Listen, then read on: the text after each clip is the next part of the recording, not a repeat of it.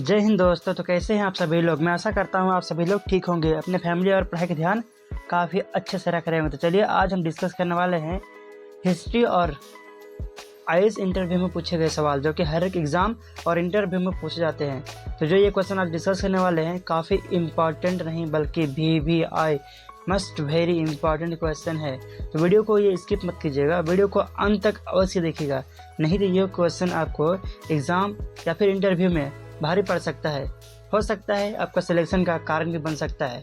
तो अगर 5 मिनट का वीडियो तो वीडियो को स्किप मत कीजिएगा, वीडियो को अंत तक अवश्य देखिएगा। तो चलिए स्टार्ट करते हैं आज का क्यूज पहला सवाल से। आपका पहला सवाल है उत्तरगुप्त में जो विश्वविद्यालय प्रसिद्ध हो गया था वो कौन सा विश्वविद्यालय था।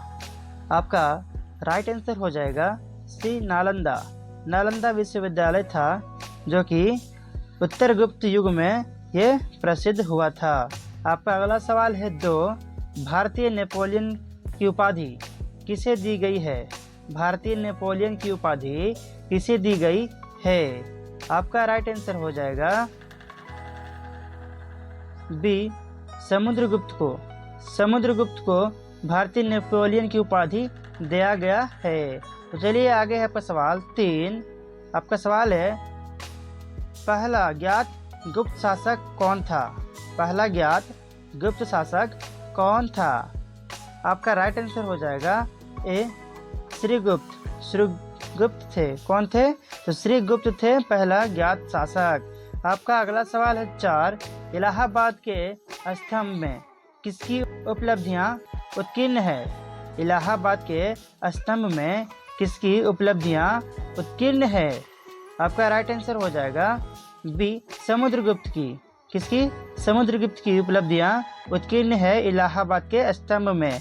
तो चलिए आगे है आपका सवाल 5। आपका सवाल है 5, कवि कालिदास किसके राजकवि थे। कवि कालिदास किसके राजकवि थे। आपका राइट आंसर हो जाएगा सी चंद्रगुप्त द्वितीय के राजकवि थे कालिदास। ठीक है, किसके? चंद्रगुप्त द्वितीय के थे। आपका अगला सवाल है 6, चीनी यात्री फाहियान किस गुप्त शासक के शासनकाल के दौरान भारत आया था। चीनी यात्री फाहियान किस गुप्त शासक के शासनकाल के दौरान भारत आया था। आपका राइट आंसर हो जाएगा सी चंद्रगुप्त द्वितीय के शासनकाल के दौरान चीनी यात्री फाहियान भारत में आया था। तो चलिए आगे देखते हैं। आपका सवाल है 7, गुप्त युग का प्रवर्तक कौन था।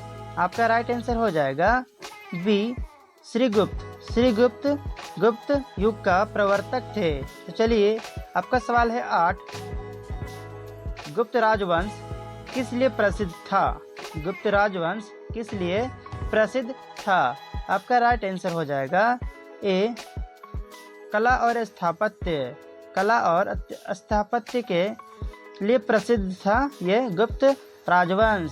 तो चलिए आपका सवाल है 9, गुप्त शासकों की सरकारी भाषा क्या थी। आपका राइट आंसर हो जाएगा, आपका सही जवाब हो जाएगा डी संस्कृत भाषा थी गुप्त शासकों की राजकीय भाषा थी। सरकारी भाषा जिसको बोलते हैं थी वो संस्कृत भाषा है। आपका अगला सवाल है 10, गुप्त शासन के दौरान निम्नलिखित में से ऐसा व्यक्ति कौन है जो एक महान खगोल विज्ञानी तथा गणितज्ञ था।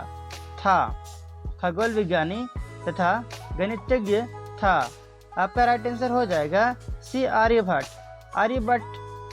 खगोल विज्ञानी और गणितज्ञ थे। गुप्त वंश जो गुप्त शासन है उसका एक ऐसा व्यक्ति है जिसने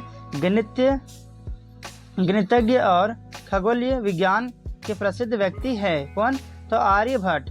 चलिए फ्रेंड्स, मैं आपको बता दूं कि इस तरह का वीडियो मैं आप सभी के लिए लाते रहता हूं। डेली सुबह के 7 बजे मैं इस तरह का वीडियो आप सभी के लिए लाते रहता हूं। अगर आपको वीडियो अच्छी लगी है तो वीडियो को लाइक कर दीजिए, और आप हमारे चैनल में नए हैं तो चैनल को सब्सक्राइब करके बेल आइकन को प्रेस कर लीजिए, ताकि आपको इस तरह का वीडियो सबसे पहले आप तक पहुंच सके। तो चलिए आगे देखते हैं। आप आगे और भी इंटरेस्टिंग और इंटरव्यू में पूछे गए सवाल को देखना बाकी है भी, तो चलिए देखते हैं। आपका सवाल है 11, गुप्त राजा जिसने विक्रमादित्य की पदवी ग्रहण की थी वह कौन थे? ठीक है, आपका राइट आंसर हो जाएगा सी, चंद्रगुप्त द्वितीय। चंद्रगुप्त द्वितीय थे। तो चलिए आगे है सवाल 12, निम्नलिखित में से गुप्त वंश का वह राजा कौन था जिसने हुनों की भारत पर आक्रमण करने से रोका था? निम्नलिखित में से गुप्त वंश का वह राजा कौन था जिसने हुनों को भारत पर आक्रमण करने से रोका था? आपका राइट आंसर हो जाएगा सी, चंद्रगुप्त द्वितीय ही वह राजा है जिसने हुनों को भारत पर आक्रमण करने से रोका था। तो चलिए आगे है आपका सवाल 13। आपका सवाल है 13, गुप्त संवत निम्नलिखित में से किसके द्वारा स्थापित किया गया था? गुप्त संवत, ठीक है, गुप्त संवत निम्नलिखित में से किसके द्वारा स्थापित किया गया था? आपका राइट आंसर हो जाएगा ए, चंद्रगुप्त प्रथम के द्वारा स्थापित किया गया था। किसके द्वारा? चंद्रगुप्त प्रथम के द्वारा गुप्त संवत स्थापित किया गया था। चलिए आपका सवाल है 14, गुप्त काल में किस धातु के सर्वाधिक सिक्के जारी किए गए? गुप्त काल में किस धातु के सर्वाधिक सिक्के जारी किए गए? आपका राइट आंसर हो जाएगा, आपका सही जवाब हो जाएगा ए, सोना। सोने के सिक्के सबसे ज़्यादा गुप्त वंश काल में चले हैं। तो चलिए आगे देखते हैं। आपका अगला सवाल है 15, चंद्रगुप्त द्वितीय और किस नाम से जाना जाता है? चंद्रगुप्त जो द्वितीय हैं उसको और किस नाम से भी जाना जाता है? आपका राइट आंसर हो जाएगा सी, विक्रमादित्य। विक्रमादित्य के नाम से भी जाना जाता है चंद्रगुप्त द्वितीय को। किस नाम से? तो विक्रमादित्य के नाम से भी जाना जाता है। आपका अगला सवाल है 16, निम्नलिखित में से किनके सिक्के संगीत के प्रति उनका प्रेम दर्शाते हैं? निम्नलिखित में किसके सिक्के संगीत के प्रति उनका प्रेम दर्शाते हैं? आपका राइट आंसर हो जाएगा सी, गुप्तों के,